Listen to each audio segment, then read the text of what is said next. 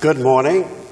I'm Jack Grady, and on behalf of the Archives and History Committee of the First Baptist Church on the Square, we welcome World War II veteran John Stone, and we thank John for his service to our country and to our church.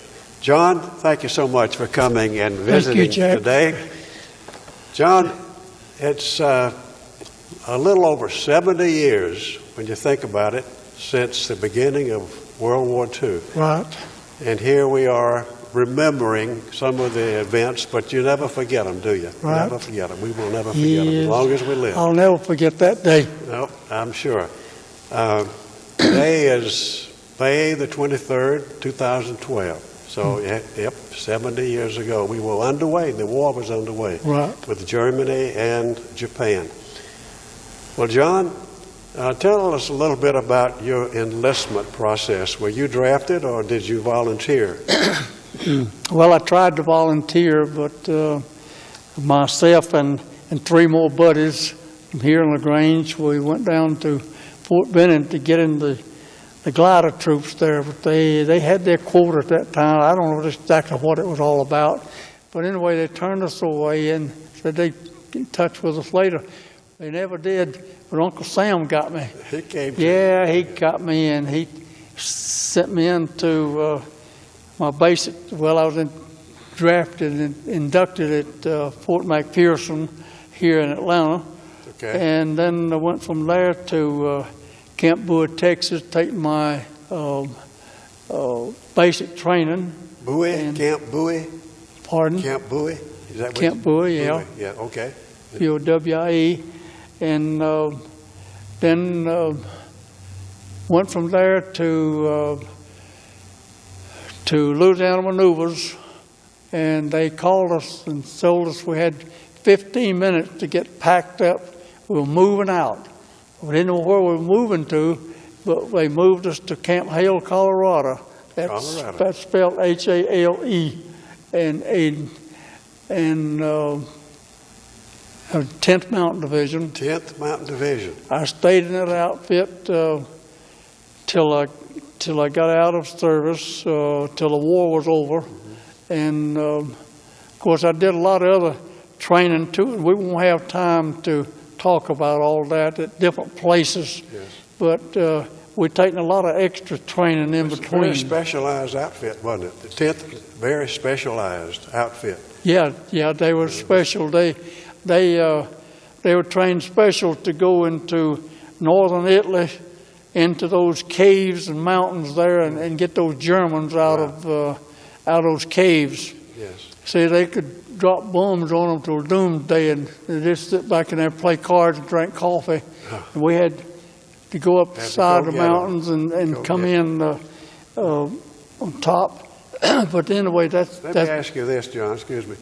When you were still in the training program there in Colorado, did you know at that time where you were going to be going? When we left Colorado. Did you know what your assignment would be? You mean the country we were going to or whatnot? No, no, we didn't. Yeah, okay. We didn't know anything. Everything was top secret.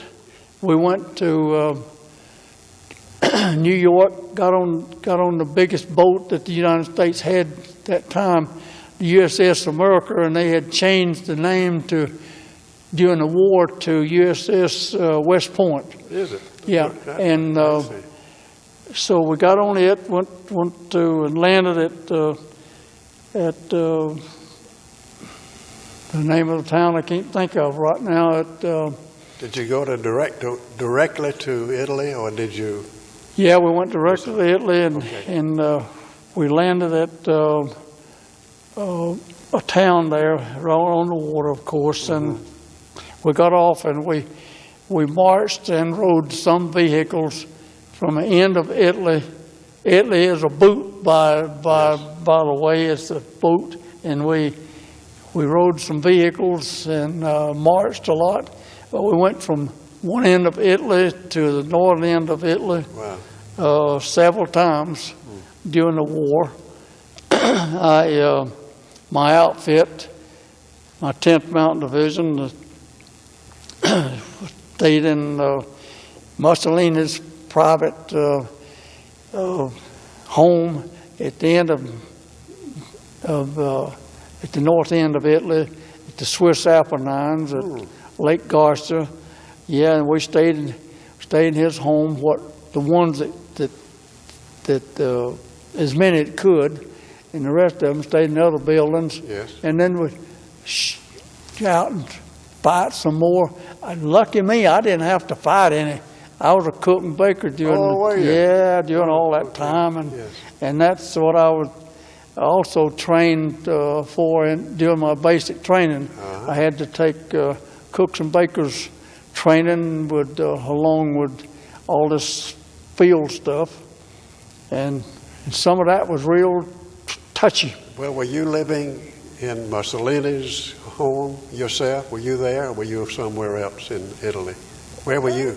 Yeah, I was in... you were housed where? I was in Mussolini's. You were? Yeah, stayed in Mussolini's private home, and right out from it, they had great big huge rooms dug into the solid stone mountains, and they had these rockets where they'd shoot these rockets out of there and build them and so forth.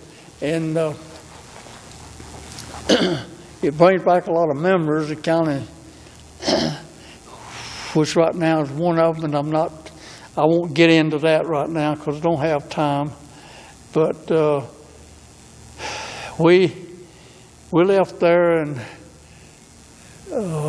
several times and marched a road or whatnot back down to the tip end of the toes of the boot of Italy. Yes. Which, as I stated before, is just the shape of a boot. Yes. And we... were you on a mission when you would do that, or were you on a mission at that time when you went down there? Yeah, we stayed... You weren't on what we call in the Navy, liberty. No, we stayed on a mission most of the time over there. We had a few days break, which we would in Rome, Italy, as everyone said, it's Mussolini's home. It's because his private museum and big, huge statues, as tall as this church. Well, where was he at that time? Had he already been deposed? No, Mussolini was more or less hiding into the Swiss Apennines and into Germany. Okay. And on that question, Jack, my outfit also helped they had the fascists, which is bad, and the partisans, which was a good people over there. We helped the partisans. My outfit did help the partisans bring Mussolini and Clara Patrese out through the Swiss Apennines back into northern Italy. And they ended up hanging him, didn't they? They ended up hanging him, and it was a terrible sight to see. Oh, you saw that? Yes, I did. And it was terrible. Some lady, they had him hung up there, and they hung this lady up, Clara Patrese, by her feet. And of course, her skirt had fell down, and some lady was nice enough to go out there, and when they lowered her down enough, and she pulled the skirt down, and of course later on they dropped them to the ground, or to the asphalt, but they were up there for quite a period of time. Yeah, they were. I read about that. Yeah, but they were there a long time, and when they let them down, this one lady, these Italian Berettas has got 9 shots in them, and some lady had 9 children that Mussolini and Hitler lost, was active in getting them killed during World War II. Wow. And she walked over with that 9-shot Beretta, and boom, she'd shoot and say something in Italian, which I didn't understand all of it. 9 times she did that, and when she got through, she threw the gun down on top of that lady and Mussolini and something else in Italian, I don't know what, but she had to. You were there. You saw that. Oh yeah. Wow. Yeah, I did, and it was a terrible thing. These people threw rocks and guns, and they shot them and done everything else, getting their revenge Yes. for different things. Now, by that time, the war was beginning to wind down, I think, in Europe. Right. It wound down shortly after, and they had the Germans moving in back into Germany, and all the Allies was moving, pushed them on in there, Yes. and in other words, hemming up everything like they wanted or planned, and but that was. I think that was about the worst thing I've seen during my time in service. I hope it was not any worse than that. Terrible. Yeah. But your outfit, they were committed to climbing the mountains, doing whatever needed to do, go in those caves, and seek out the enemy, Yeah, the Germans. That's exactly what they were trained for, special training, and it really paid off too. So, go ahead. Excuse me. Well, I read a book about Bob Dole and his experience. He was in that outfit. Bob Dole was also in a mountain outfit. But Bob Dole was there ahead of me. Okay. See, his outfit had moved on into Italy ahead of my company or my battalion and so forth. And that's where he was caught up in a fierce fight, and he was severely wounded in the shoulder. Right. Okay. Yeah, Bob Dole. I never got to meet a chance to meet the gentleman ever since I knew that or whatnot, and I didn't know him over there. Yeah. But it's interesting, though, you were in the same kind of unit that he was. But I know exactly where he was wounded at. Okay. And he was at the start of the Swiss Apennines and the northern end of Lake Garda. That's where they had that battle that he was wounded at that point. I see. And John, let me take you back just a minute to your basic training before you ever got over to Italy. Right. I know that because of the kind of unit that you were assigned to, there were some things that you had to do in basic training that were very special. And I'm not necessarily referring to the climbing of the mountain and so on that you did in Colorado, but even back there when you were in basic training. Tell us about how they prepared you for battle. In basic training, they try to make everything as real as they can, and they have what they call an infiltration course. It's barbed wire running all around about 18 inches off of the ground, and you crawl on your back all the way across that while 30 and 50 caliber machine guns are sweeping back and forth across. Guns. And they also have holes in this course where if somebody does get wounded or they get, as the servicemen would say, chicken, and they can get down that hole, see, and protect themselves from all those bullets. They have a tracer bullet. I don't know where everyone's familiar with tracer bullets or not, but ever so often a bullet comes out that lights up, and that lets them know that they've got their guns, keeping their guns off of the servicemen. That's visible, and I can see that. Oh, yeah. Yeah, we did that day and night. And on Easter Sunday, Jack, of 1942. 42. Yeah, we were on Louisiana, on maneuvers again. Of course, I was in the 10th Mountain at that time, Yes. up in the mountains, and we were on a training course, I see.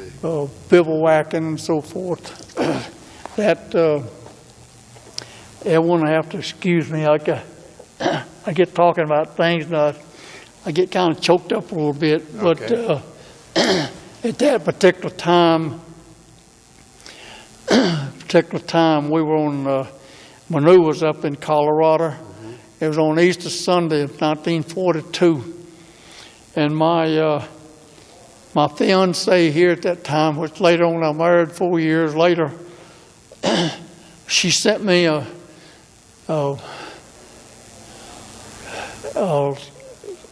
nice letter. Had a little wet spots on it, and she says, "Oh, it rained us out at down the road here, this town." Anyway, we were on an Easter egg party, and it rained us out. West Point, maybe? No, farther down, but then. Okay. Anyway, they it rained us out, and she says, "Oh, it really ruined our holiday." So I sent the answer back, and I told her, I said, "Well, I'm sorry for you. All we had up here was 42 below zero, marching in snow 3 and 4 feet deep, and the wind and the snow hitting us in the face so hard, and we had on protective outfits. Yeah. We were warm, but this snow and ice and whatnot was just blowing right through the eye openings."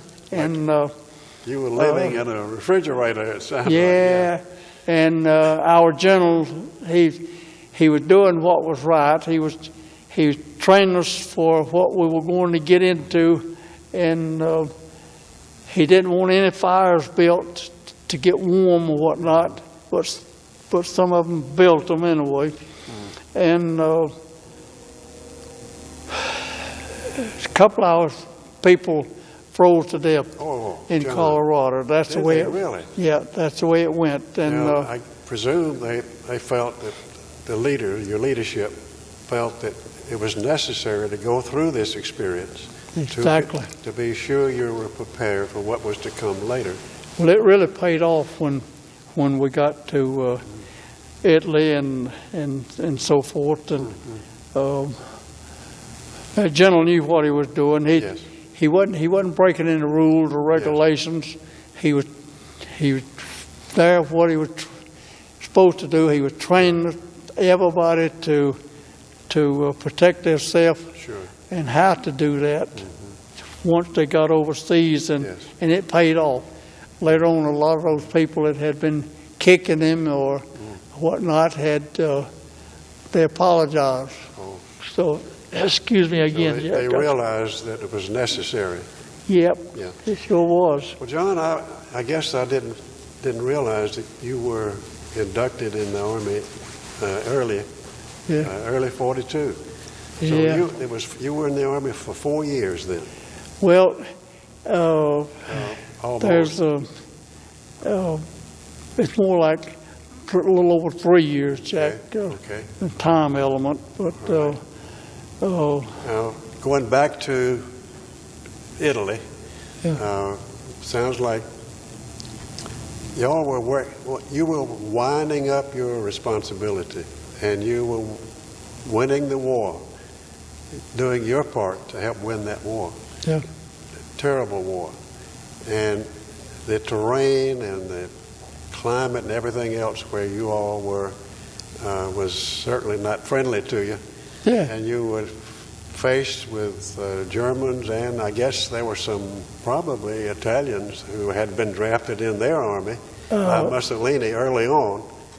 And Well, Italians had joined in with the rest of the Allies at that time. by that because time, okay. Mussolini had lost out. Yeah. So, Okay. Well, when Mussolini had to leave the country, I presume that made a Right. drastic change yeah, he did. for the people in Italy. then they could support the Allies. Mussolini was like Hitler, but not quite as bad as Hitler. He led the people in the wrong direction, Yes. and he joined his country in with Hitler and his country, and well, as we know now, which is history, and Yes. and it didn't work out for any of them. Yes. So it's When did you get the word that the war was over? when. When and where were you when you heard the war was over? Well, we were through in Europe, and we're on a boat coming back, what we thought at that time, the majority of us, to the United States. Okay. But it turned out that we wasn't heading for the United States, we were heading for Manchuria, China, to get those Japanese out of those ravines over Yes, there. okay. And that would have been that would have been a chore, Oh, man. as we know now. They were But anyway, dug we were head. That's where we were going, and somewhere out in the Atlantic Ocean, on the PA system, it came on and told us that they had dropped some kind of fantastic bomb on Hiroshima.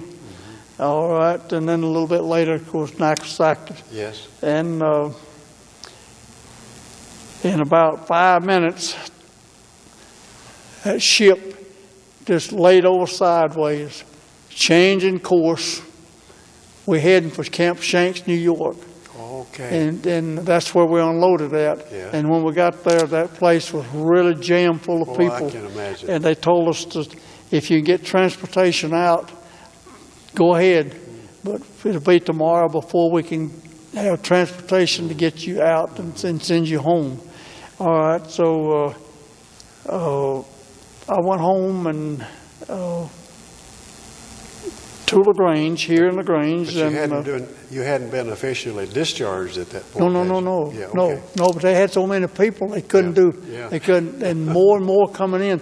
Boy, that place up there was just covered up with boats and people and big wheels, little wheels, and a few spokes and so forth.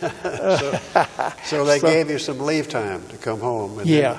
Okay. Yeah, and I stayed home, let's see, just 14 days, 2 weeks, and of course, they gave me instructions that they would get in touch with me.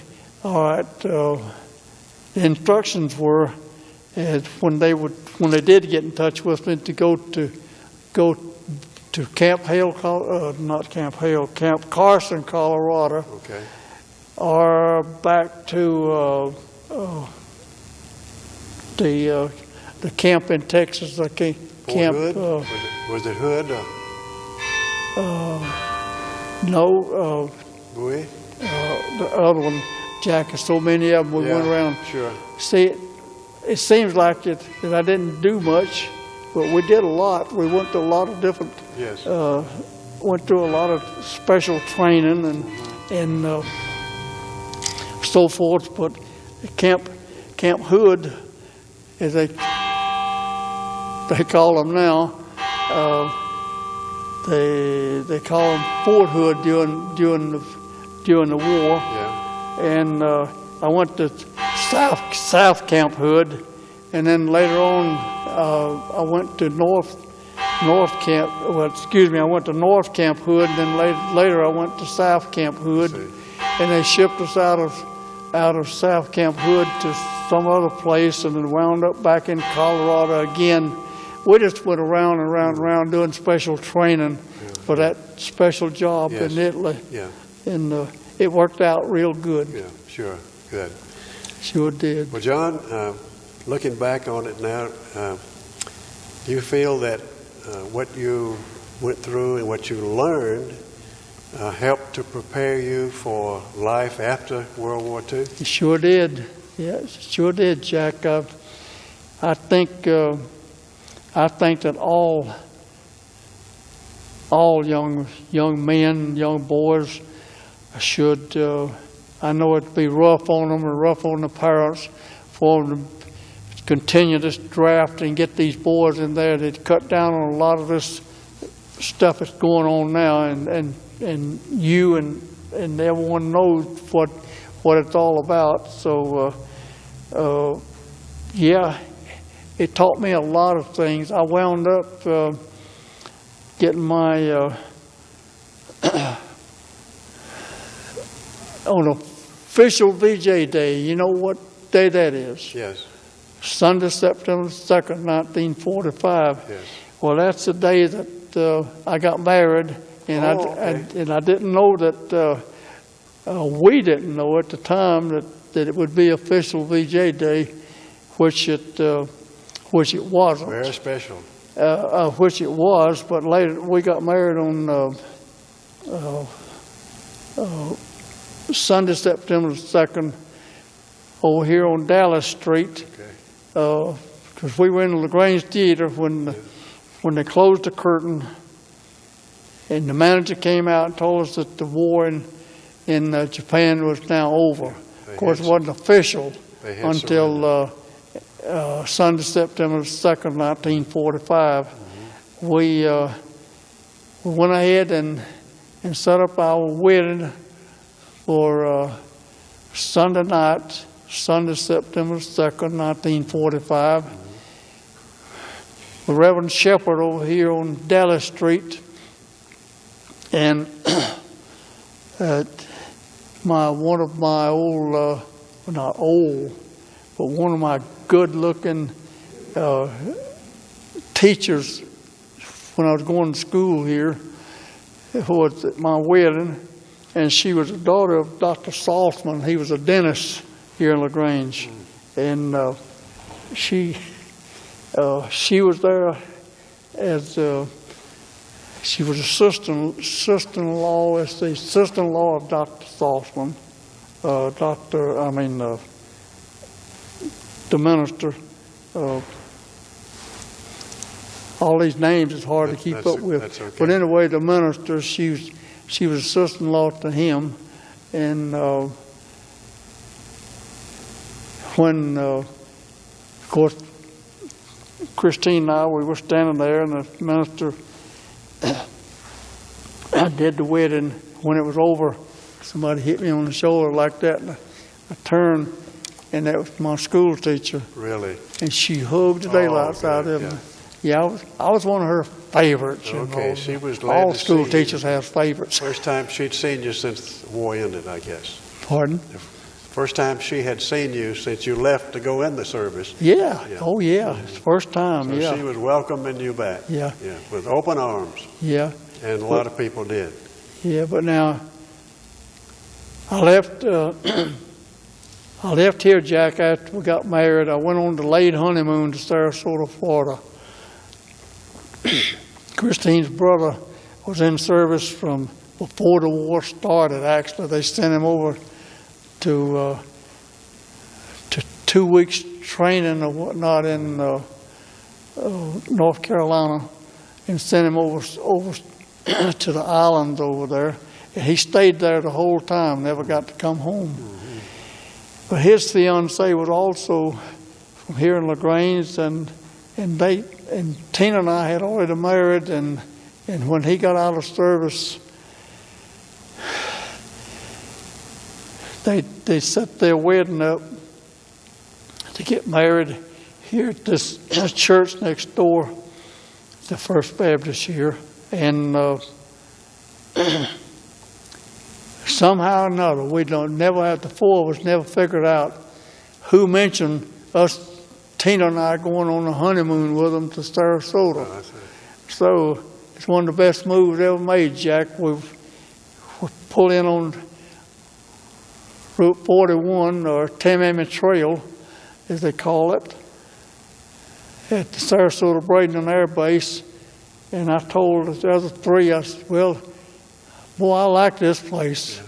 When we get through with this honeymoon, I'm going to had already went back to work at my job over here at Hillside Mill. Mm-hmm. So anyway, I said, I'm going back and tell my boss that I want my 2 weeks notice. Yeah. I'm giving him 2 weeks notice. Yeah. That I want my I started to say discharge from the mill, but anyway, that's how I moved to Sarasota, Florida, and I was a professional firefighter there for 30 years. Stayed there for 30 years. Well, I lived there for over 33 and a half years. Yeah, okay. But I had always, here in LaGrange, I had always wanted to either be a fireman, policeman, or postman, and fireman preferably, and that's what I got. Yes, okay. I got the lady of my choice, and she was tops. Got the job? I got the town of my choice. I got the job. Everything worked out good, and why I'm back here in LaGrange, I know people wondering, because I have them every day to ask me, well, why did you come back to LaGrange? Okay, the reason I came back, Christine's dad was in Royal Lane Nursing Home, Okay.